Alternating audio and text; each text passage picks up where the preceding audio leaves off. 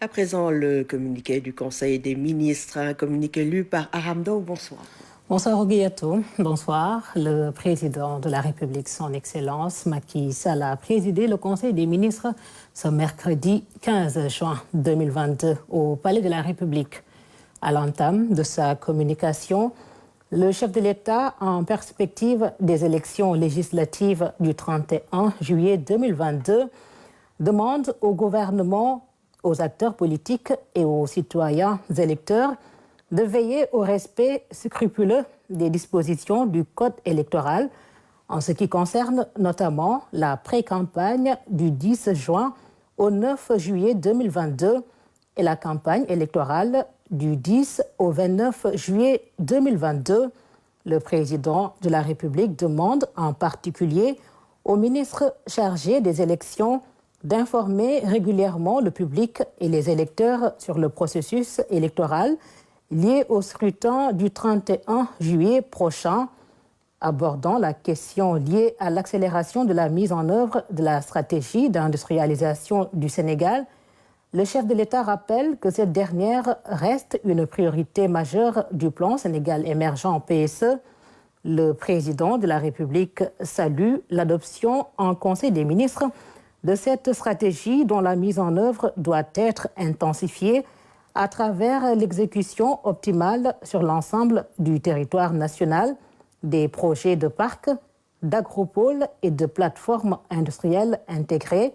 Le chef de l'État demande dès lors au ministre du Développement industriel et des petites et moyennes industries d'engager avant la fin du mois de juin 2022 une première évaluation des résultats et impacts sur la création d'entreprises, la croissance et l'emploi de la stratégie nationale d'industrialisation en relation avec les ministres en charge des finances, de l'économie, du suivi du PSE et le patronat.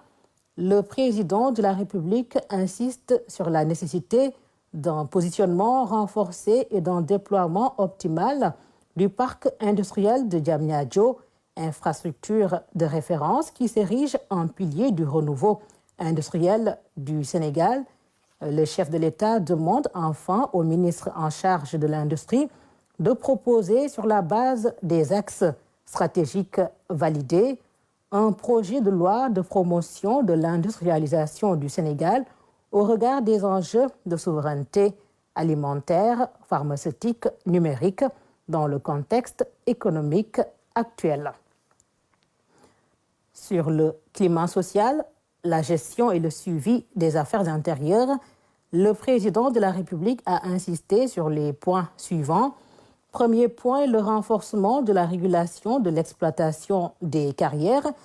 À ce sujet, le président de la République invite les ministres en charge des domaines, des collectivités territoriales, des mines, des infrastructures et de l'environnement à proposer dans les meilleurs délais un cadre réglementaire pour, d'une part, assurer la préservation au nom de l'État des sites d'exploitation identifiés et, d'autre part, harmoniser la gestion des carrières de latérite pour les besoins d'intérêt public.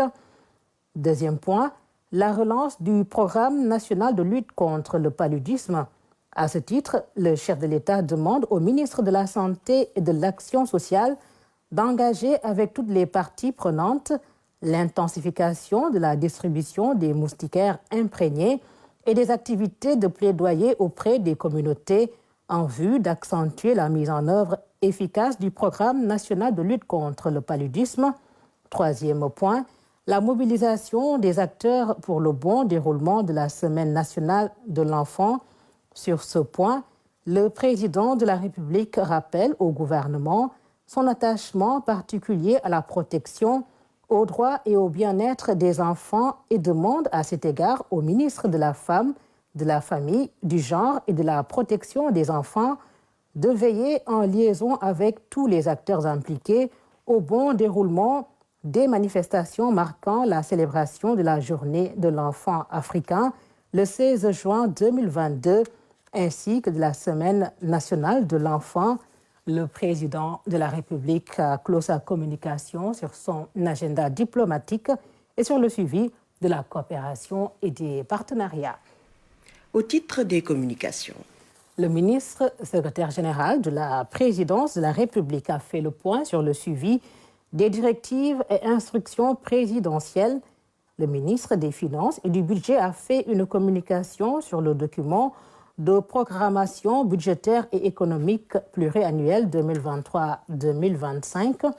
Le ministre des Affaires étrangères et des Sénégalais de l'extérieur a fait une communication sur la situation internationale. Le ministre de l'Économie, du Plan et de la Coopération a fait une communication sur les opportunités d'investissement avec le Fonds des investissements publics du Royaume d'Arabie Saoudite. Le ministre de la Santé et de l'Action sociale a fait une communication sur l'audit des installations électriques et des règles de sécurité contre les risques d'incendie dans les structures sanitaires du Sénégal et sur la réunion du comité consultatif d'experts de l'Observatoire du Sida en Afrique. Le ministre de l'Agriculture et de l'Équipement rural a fait une communication sur la situation pluviométrique et sur la campagne agricole 2022. Le ministre de l'Enseignement supérieur, de la Recherche et de l'Innovation a fait une communication sur l'extension du réseau des instituts supérieurs d'enseignement professionnel ISEP. Le ministre, auprès du président de la République en charge du suivi du plan Sénégal émergent, a fait une communication sur le hub logistique intégré Bus Rapide Transit BRT. Au titre des textes législatifs et réglementaires. Le Conseil a examiné et adopté le projet de décret relatif à l'interconnexion, au partage d'infrastructures et à l'accès. Au titre des mesures individuelles. Le président de la République a pris les décisions suivantes. Docteur Barnabé Ning, spécialiste en santé publique précédemment, coordonnateur du programme national de lutte contre la tuberculose, est nommé directeur général de la santé publique post-vacant. Monsieur Serigne Mbacké Diop, spécialiste en management et en passation des marchés, est nommé directeur de l'administration générale et de l'équipement au ministère de l'économie numérique et des télécommunications en remplacement de monsieur Edmond Camara, appelé à d'autres fonctions. Monsieur Lat Grand Ndiaye est nommé professeur titulaire à l'UFR des sciences et technologies de l'université Assane Seck de Ziguinchor.